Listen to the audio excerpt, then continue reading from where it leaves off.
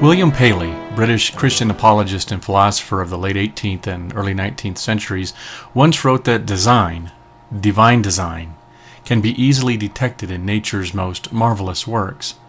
In his book, Natural Theology, published in 1802, he penned the following argument.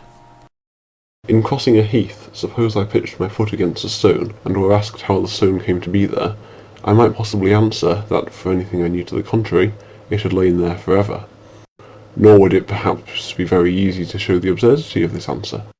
But suppose I had found a watch upon the ground, and it should be inquired how the watch happened to be in that place, I should hardly think of the answer I had before given, that for anything I knew the watch might always have been there. There must have existed at some time, and at some place or other, an artificer or artificers, who formed the watch for the purpose which we find it actually to answer, who comprehended its construction and designed its use.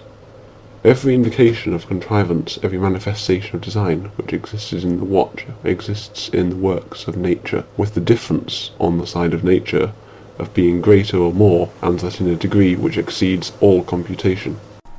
And this idea has had ardent followers ever since. Indeed, the notion of finding evidence of divine design is an ancient idea, even expressed in the Bible as well. Genesis 1:1 and Psalm 19:1 read, respectively, "In the beginning God created the heavens and the earth," and "The heavens declare the glory of God, and the firmament showeth his handiwork." So we're in good company with such an idea when it has its roots so deeply buried in human experience. The idea, of course, has found new purchase in today's world among biblical creationists and intelligent design advocates. For them, design can be found in such things as the human eye and the bacterial flagellum. In Paley's narrative, the most famous of the presentations of the idea of intelligent design, he asks us to take a walk with him across a heath, and in this heath we find a watch. Discovering this watch, we would never assume it formed itself. It is obviously an artifact of intelligent design. And we know this how? We know this because we unconsciously compare the watch to products of natural causes. In contrast to the watch in the heath itself stands in contrast to the watch. The heath is of natural design. We understand the processes and products of geology, heaths being among them. We are not stunned traipsing along the heath when we stumble into shrubs.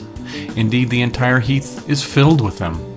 We never stop and look at a shrub and think, "Goodness, this must be the product of an intelligent designer."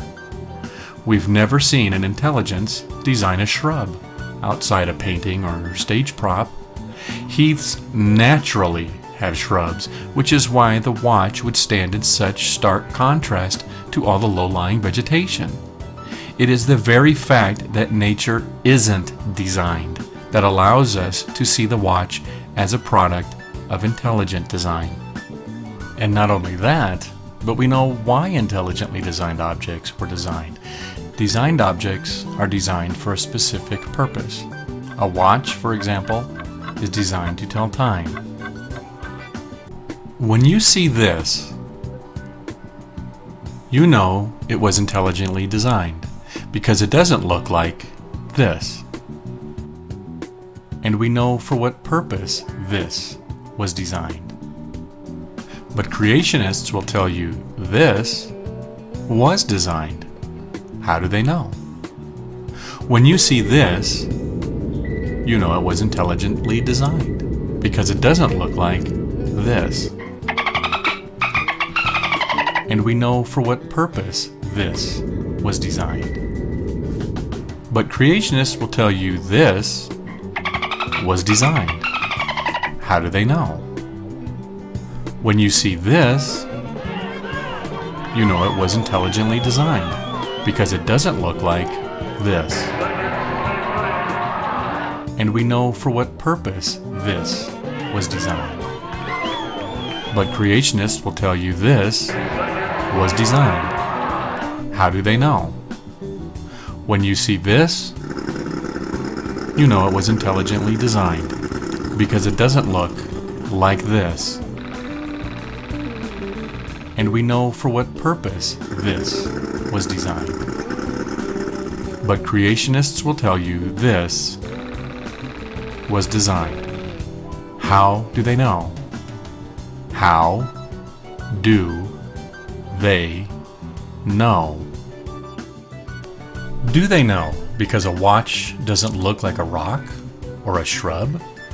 But then they'll claim the rock and especially the shrub were designed. But designed by whom? The only intelligences we know that design things are biological intelligences, mainly human beings.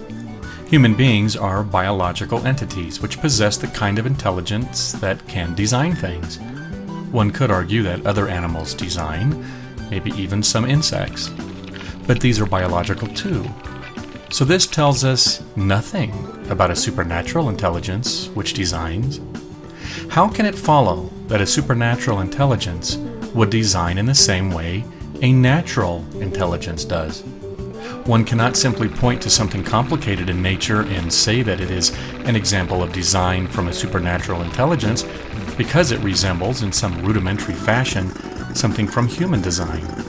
The only thing that can be said is that the something resembles design, and that merely says that nature sometimes mimics intelligent design. Nothing more can possibly be said until the proponent of intelligent design can answer how this supernatural intelligence designs, why this supernatural intelligence designs, and who this supernatural designer is. These are questions that can be answered of natural intelligences, so why not of supernatural? Until then, the idea of design by a supernatural intelligence is a delusion.